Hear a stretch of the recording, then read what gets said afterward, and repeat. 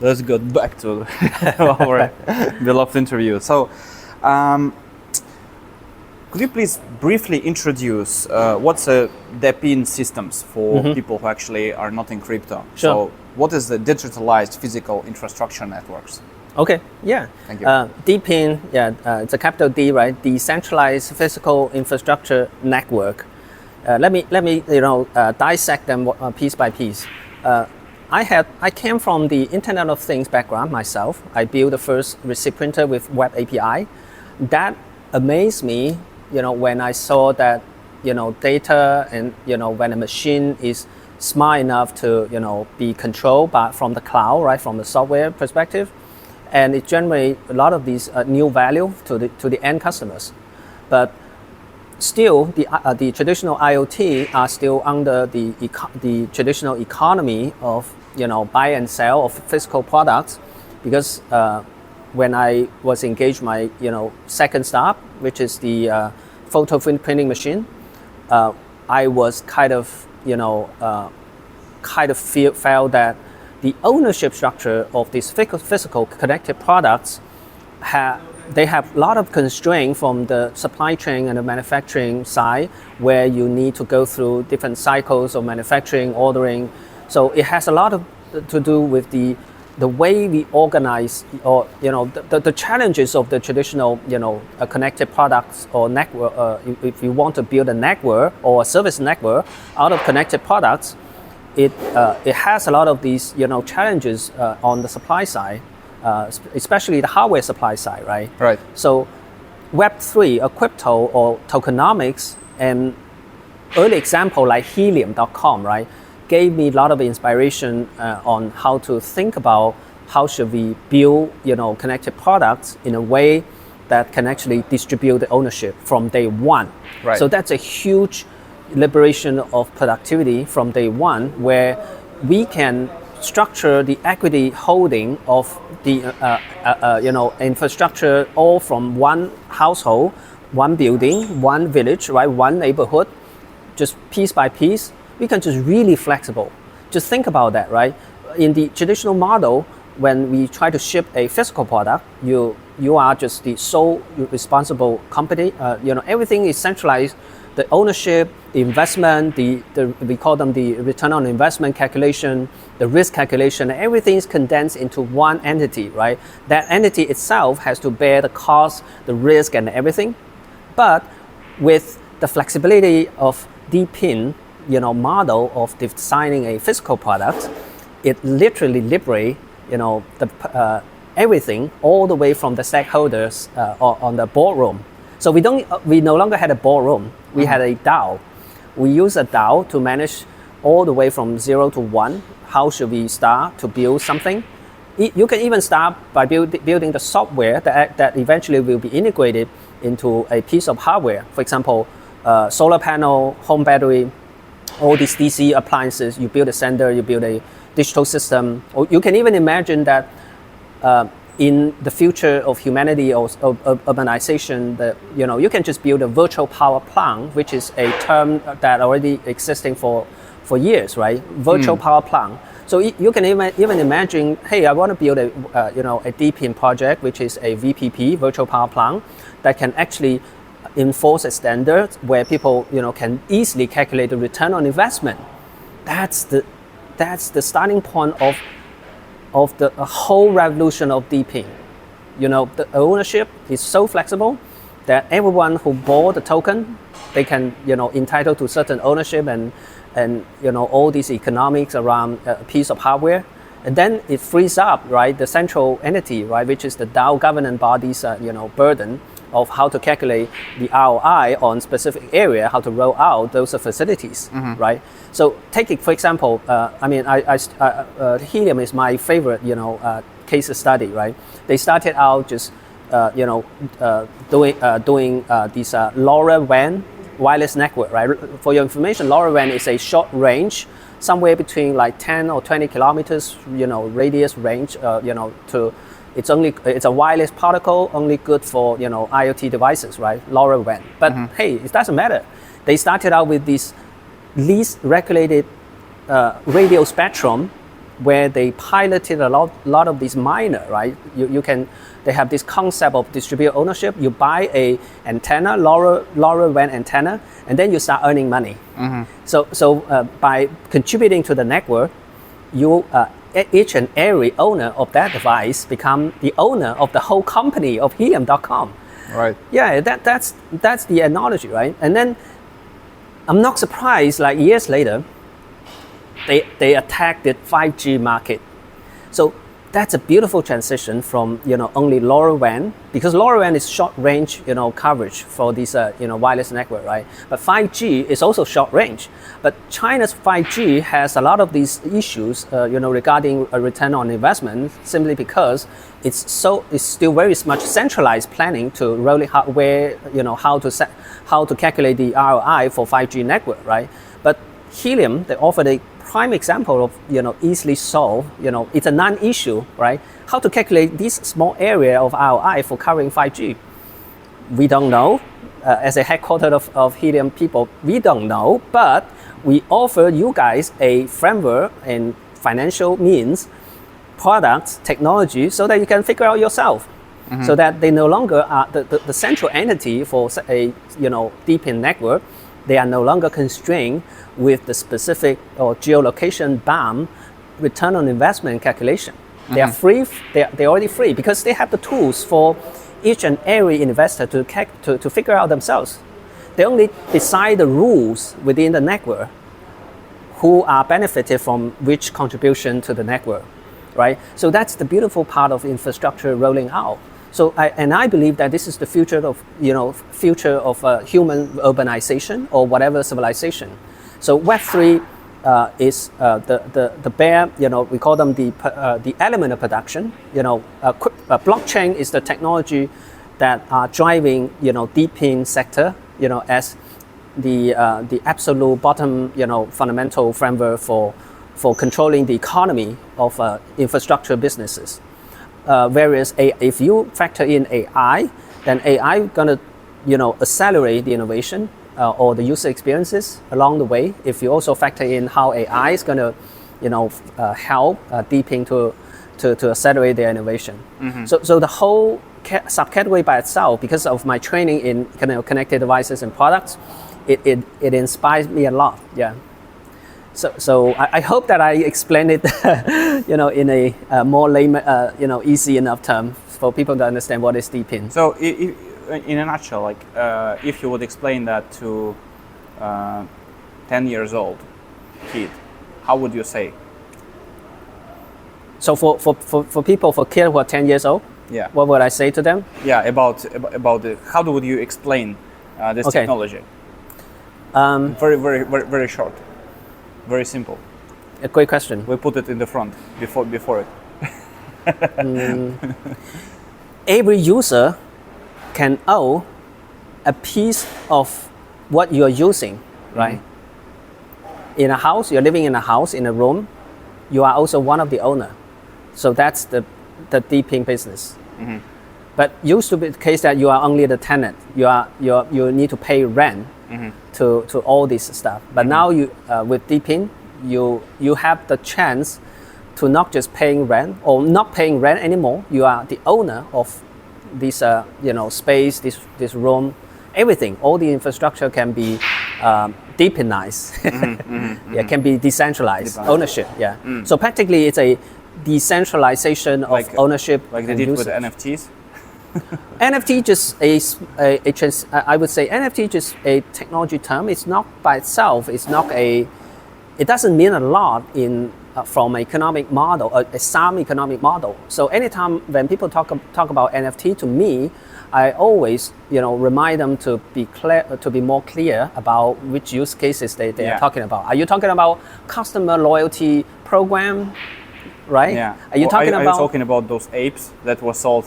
Right. 30 million, 100 Those million. are collectibles markets, right? Those are the traditional collectible market just operate like that, right? It's just like the game of just the richest people. They are just the game of the richest people who trade, paintings, art, collectible. And weird also, stuff. Nobody know. This is like a financial vehicle that you can use. So imagine with the normal art that you mentioned, Yep. you would need to go through custodies, right? So you need Exactly. to, the customs, custodies, Yeah. and you would need to do a lot of different regulations to follow, the compliance. With this one, you don't need any compliance. You can got do it. right? Yeah. So Why? Can you imagine your college degree by itself can be an NFT? of course, Yeah. yeah. What does that mean? When Means people that want to ask you, hey, Dennis, tell me what skill you have. Can I check? Then you just give them your piece of paper, and then that piece of paper is issued by itself. There is an NFT behind it, and there is an institution behind it. So Yeah. people scan a QR code and check, hey, it's on blockchain, for example, a Polygon or anywhere, and then it's backed by certain Finnish college, and then Actually, done. we have it in Finland. So we have like a platform where you can actually check by the ID your diploma. In China, we have a similar stuff. So but let's say if you apply Yeah, for yeah. a job, or in your you CV, see, they this- can actually check. If this it's real or very not. innovation can actually transform how we certify people's skills. In the future, we probably don't need a lot of colleges and universities. We don't need them anymore. No, we have more and more people would just say, hey, I'm 13 years old. I like mountain bike. I would like to fix mountain bike, for the next 3 years. And can I earn money? Can I be certified? Why not? You're 13 years old. You can fix mountain bike. You can help people to build stuff. Go and certify, and then people can just check on your skill, right? So college, university, all these, we call them, they are the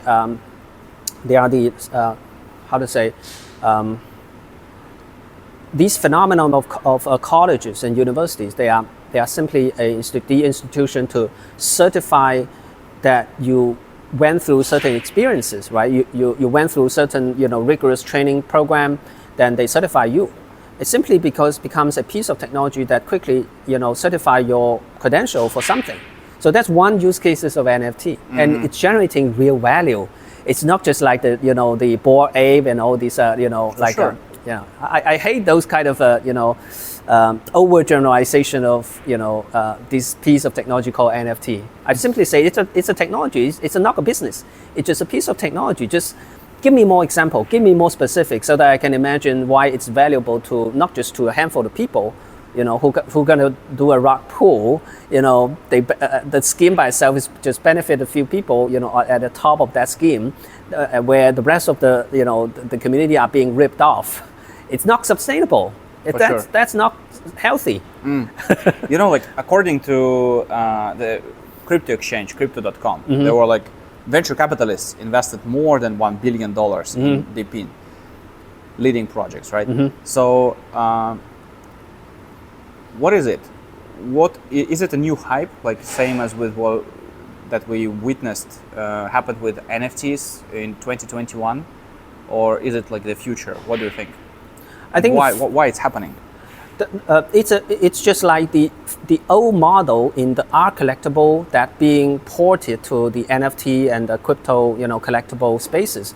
So those are old model. You just ask a question, right?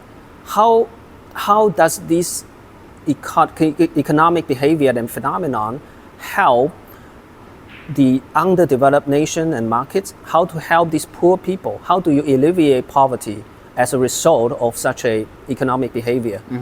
I mean, I really want to quote, China government's, slogan of 共同富裕, right? How to get rich together.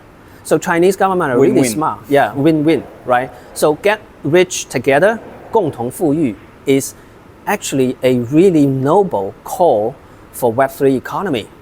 So when we talk about 共同富裕, right, in the Web3 economy, I think it's all about helping the underprivileged to gain access to something new, some skills, to knowledge, to more productive stuff. They need all these supplies that are at the right price for them to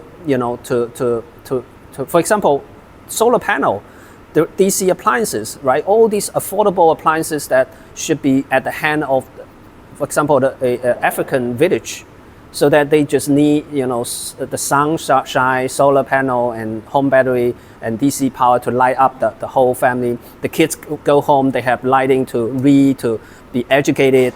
The family, the moms, they have the electricity to cook for their families. Those are transformative technologies. They are not high tech, but they have to be built and designed and implemented by someone, to help the rest of the human being to uplift their living standard. So I think it's such a noble, cause I think it should be the noble cause, right? A noble call to the rest of the humanity and the rest of the entrepreneur, community around the world to actually look at, these kind of, philosophy and value system. Mm-hmm. Maybe it's the future of Web3. It's not just like, the Silicon Valley, get rich quick, 3 years later you go IPO, and then you are enjoying yourself in a beach, have a bunch of money, somebody else buy out your share, Those are good story, I admit, but we should have more story that your contribution, your innovation, your technology should help more, human being, right, to uplift their living standard, their working standard, everything, more safer, right, safety, everything. I mean, this is the right track for innovation and technology entrepreneur to go, right? So this is also where the wealth, the next wave of wealth should be generated, because you're helping people. I'm a fundamentalist in terms of economic, thinking. I think at the end of the day, whatever technology you're using, you have to contribute to the total generation, to the totality of human wealth, human services. It's all about actual services, actual products that can transform people's lives. That's our, highest call as a, entrepreneur, as technology entrepreneur. Right. So, what would you say about investors in this area? So, what specifics of communication with those type of investors would you mention? Could you please tell us? Yeah, I think that increasingly, right, in the new economy of crypto and the global, because when we talk about investment opportunity nowadays, I mean, you cannot avoid two themes, right? AI and also blockchain, right? So I think the pattern increasingly will become like this. Institutional investor, increasingly they need to try to, distribute themselves, right? Try to work like startups so that I see a lot of these good transition of these traditional, VC such as A6 and C. They trying to be getting closer to entrepreneur and startups. They trying to get into the mind, right? Get into the mind of these founders. You just look at their channel, their content. Yeah, that's good, yeah, right? But also you need to work with different government, not just one, superpower like the U.S. government. You need to also work with China government, different European government, different local government. Make sure that these government also are behind you, so that you can also be part of their political agenda to advance the well-being of your a region of people, right? So I think increasingly these we need to be.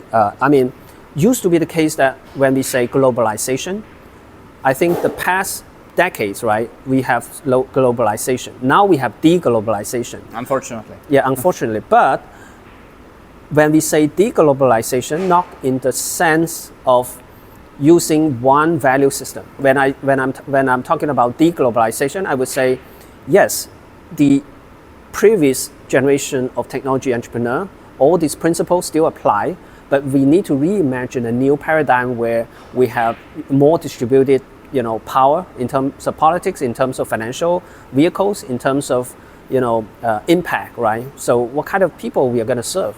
So that's the ultimate question. When we talk about investment, right? Investment, I think, should be all about helping, the people to get what they wanted, but they haven't been. A lot of these underserved market, a lot of these underserved population.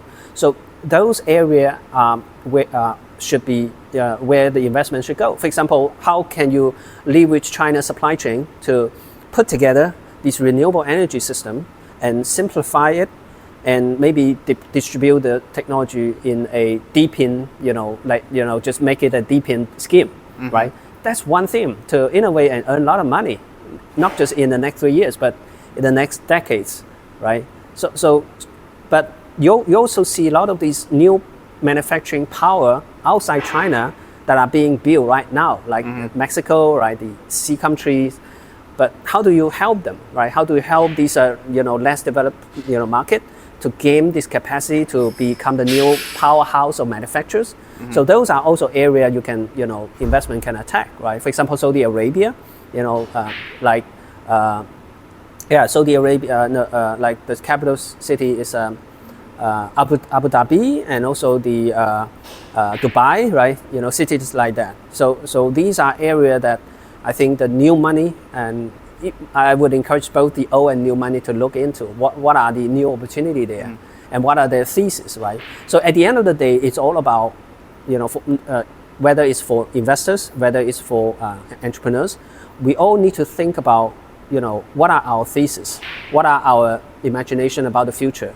So what is your thesis about the future, and what is the thesis behind your investment theme, right? So make sure you keep polishing and iterate your thesis in a way that you can use the right narrative to reach the right set of entrepreneur and innovator, so that you can align their interests with your money, with your current resources, so that we can align all this power and then to attack whatever market that you think can be part of the future. Right, correct. So then probably, as you mentioned already when we started, about your vision and your skills. Once you understood, actually, I have this skill, like I have fluency in English, in foreign language, right? So it's probably now time for me to go to get some more exposure of my personality. So there's a question like regarding this. So what is the role of an entrepreneur's presence actually in the media in modern times? I think it's a must to have, right? So something that AI will never replace human is right. Everyone is unique. You have your own grow up story, you have your own career path.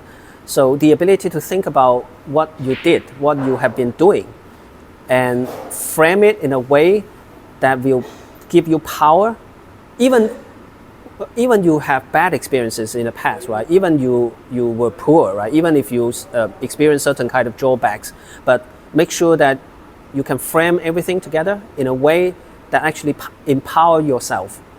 Be vulnerable, as we always say, right? Be vulnerable, be honest, and that's one way to game your own voice. Once you game whether you are introvert or extrovert, it doesn't matter, right? Introvert nowadays are also can be certain way can transform to be really articulate about what you are doing, right? Introvert, extrovert, doesn't matter. At the end of the day, it's all about regaining your voice, and then discover your own voice and being able to speak what you are doing, and then keep telling the story by shooting the video, writing, copywriting, especially with the help of large language model (LM), AI tools, to become a better storyteller.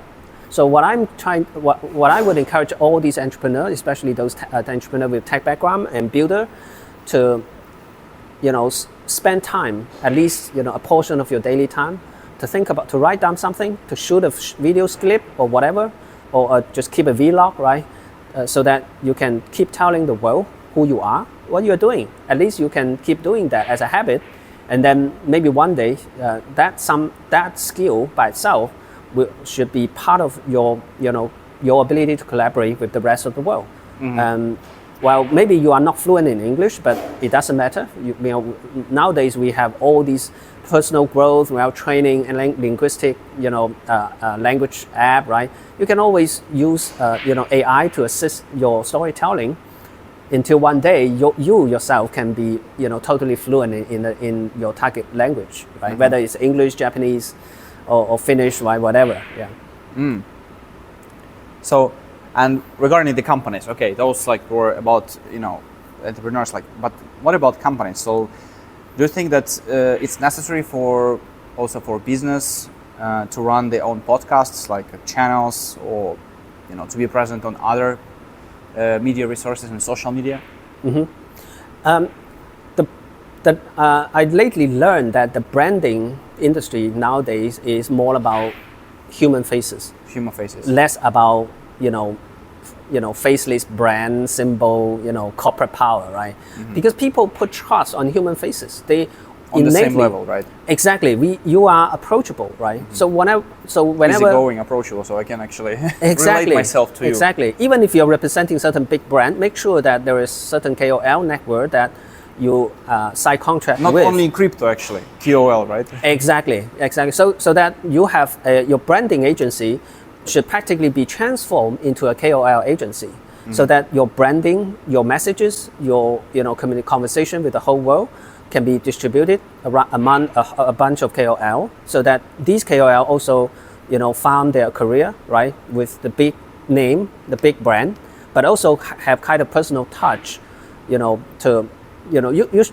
brand nowadays, they should learn how to tell your story in a way that touch each and every demographic, on a personal level, versus, the one-to-many, I'm here, you are there, level. That's not the right way to approach the conversation. So social media and digital media nowadays are so easy to get, right? It's all literally transform the way we experience any brands, right?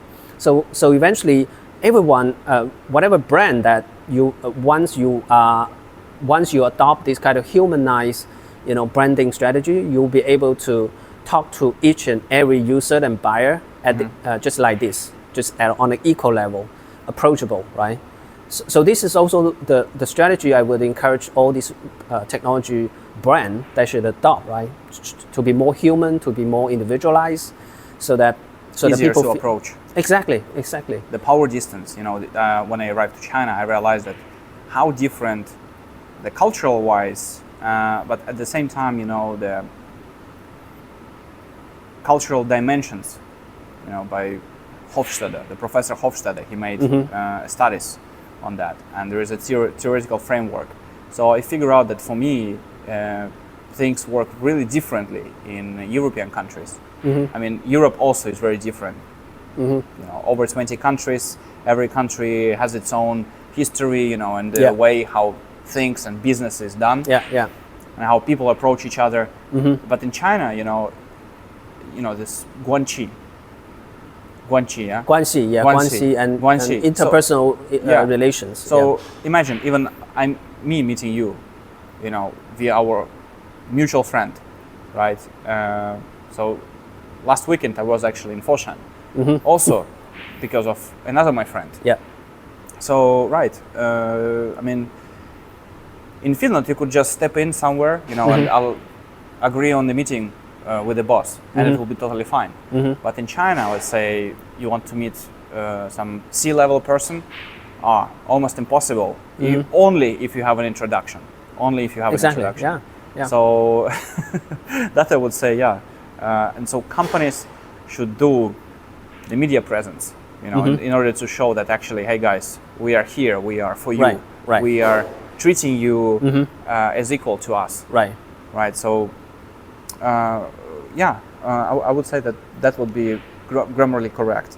So what do you think about foreign employee power here, working power? How strong is the demand actually for foreign specialists, actually, experts generally in the tech industry in China, in the south here in Guangzhou? According to my decades of experiences interacting with a lot of expats in China, the traditional area that I see, the China society, they had an immediate recognition. There are different, job roles that expat could have immediate recognition. Firstly, it's a teacher, obviously, right? I'm an English teacher, right? You are foreign face. It's so easy to get a job as an English instructor, from all the way from kindergarten to universities, right? So that's one profession, but there are also others like actor, actresses. Yeah, you can become actor, actresses, or performer or entertainer in certain TV channel or whatever media company. Those are pretty traditional area. But increasingly, I see a lot of startups and tech founders. They came here. They try to play more role because staff founder, by their very nature of their job, they need to be polygons. They need to be multifunctional, multi-role player, right? So the challenges for expat in China is like, depending on what kind of job and career path you're pursuing. I mean, the universal here is like, if you look at all these more recognized job role, it's way easier for you to get a job and or land a product. So when you are new, when you don't have a startup idea yet in China, just make sure that you just go into one of those, recognized job role, and then you can easily be recognized and get an offer. So that's an easy path. But make sure you also understand that if you have a clear idea of your next, like a step 2 and step 3, make sure that you pick the right, starting point where it can lead to your step 3 and step 2 and step 3, so that maybe you can. I mean, the number one criteria for choosing, step 2 and step 3 is the city of living, right? If you want to go more lifestyle businesses, you probably should go to Chengdu, go to the west part of China. If you want more high-tech kind of career path, you go to Beijing, Shanghai, Hangzhou, Shenzhen, Guangzhou, right? Cities like this. Yeah, it really depends on the career path that an expat, that you would like to pursue. And make sure that you also figure out the right, a local community or network that you would like to hang out with. For example, I myself, I'm one of the early founders of Startup Grind, China chapter, which is the Guangzhou chapter. So back in that was also when I built my first, second startup. That was the late 2012. Me and other 2 expats, we built the first Startup Grind city chapter, which is the Guangzhou chapter in China. So now it has dozens of Startup Grind chapter around China. So Startup Grind is also the pretty great way for expat to fit into the local startup scene, or the general business scene in general. Yeah, because people who love attending Startup Grind or startup kind of startup theme meetups, they tend to be more open-minded. Right. And they tend to be easier open to changes, open to a lot of different cultures and stuff. So those are occasions where you can meet, these outward-looking, open-minded Chinese people. Have you been working actually with foreigners before? I've been working throughout your career, and from what countries are they from actually? Oh, a lot. Even my first job, I was already involved with enough, like academia, government agency, all different, like the U.S. government agency, U.S. consulate Guangzhou, all these different, embassy, consulates, people, the U.K., but my public image kind of telling a lot of these people that I'm the number one guy to approach in locally if you want to outreach to other tech resources to collaborate and yeah. I've been working with a lot, even including Nobel laureate. I'll give you one example. This one time I have a few of my friends who are talking about the evil of financial derivative. Derivative product is a phenomenon of the Wall Street, right? So we had a debate, whether derivative financial product is evil or not. And then I remember that I met this guy. He's called Myron Schultz. He's an economist. He's a Nobel laureate in economics. He and his colleague actually invented the kind of product category in Wall Street, which is called derivative products. So I happened to interview him back in 2007, and I still have the paperclip, the news clip where I discuss a lot of topic with this economist regarding how China banking system should open more to the rest of the world, and we also have really interesting debate about the merits of Austrian economics versus the Chicago economics, and also versus the Wall Street economics. so that experience gave me the like a higher ground to to tell a lot of my Chinese, counterparts, what exactly is finance. So what exactly is capitalism?